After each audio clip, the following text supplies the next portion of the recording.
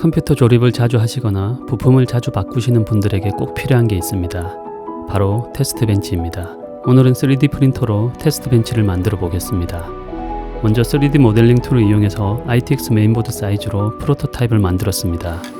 아래쪽에 파워를 달아줄 계획인데 높이가 안 맞죠? 수정이 필요한 부분들을 반영하고 측면에는 벌집 패턴으로 구멍을 뚫어줬습니다.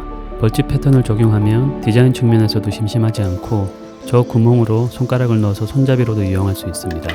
통풍도 당연히 잘 되고요. 가조립을 먼저 해봤고요. 기본적인 모양은 나와서 이대로도 테스트 벤치 목적으로 쓸 수는 있습니다만 여기저기 부족한 부분들을 조금 더 다듬어서 모델링을 완성했습니다. 그리고 그래픽카드용 스탠드도 만들어줬습니다.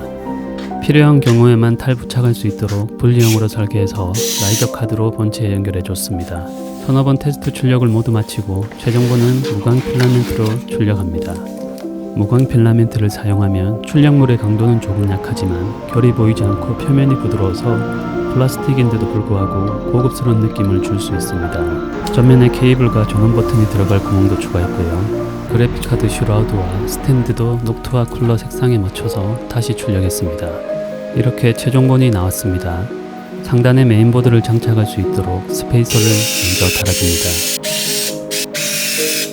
자, 이제 컴퓨터 빌드의 꽃이라고 할 수 있죠. 딱 맞는 길이의 커스텀 케이블을 제작해줍니다. 케이블을 직접 만드시려면 준비해야 될 부품들이 좀 있습니다. 전용 클램핑 툴도 필요하고요. 한두 번만 만들고 말 거면 주문 제작하는 게 비용이 훨씬 더 쌉니다. 저처럼 케이스마다 딱 맞는 케이블을 쓰시는 분들만 도전하시길 추천드립니다. SFX 파워를 뒤쪽에 달아줬고요. 미리 뚫어놓은 구멍으로 케이블을 빼줬습니다. 전원 버튼도 달아줘야 하는데 선들의 색상이 너무 알록달록해서 검은 색상의 수축 튜브로 선을 감싸줬습니다. 전원 버튼을 부착하고 선 정리도 완료하고 나면 위쪽에 메인보드를 올려줍니다. 그리고 검은 색상으로 통일된 딱 맞는 길이의 케이블을 연결하면 본체가 완성됩니다.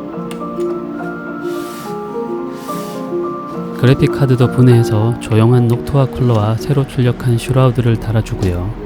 스탠드에 라이저 카드까지 고정해주면 분리형 그래픽 카드도 완성이 됩니다. 본체와 연결해주면 모두 끝이 났습니다.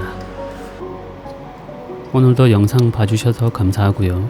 아직 초보라 부족한 부분이 많습니다. 피드백을 댓글로 남겨주시면 다음번에는 더 발전된 영상으로 찾아뵙겠습니다. 감사합니다.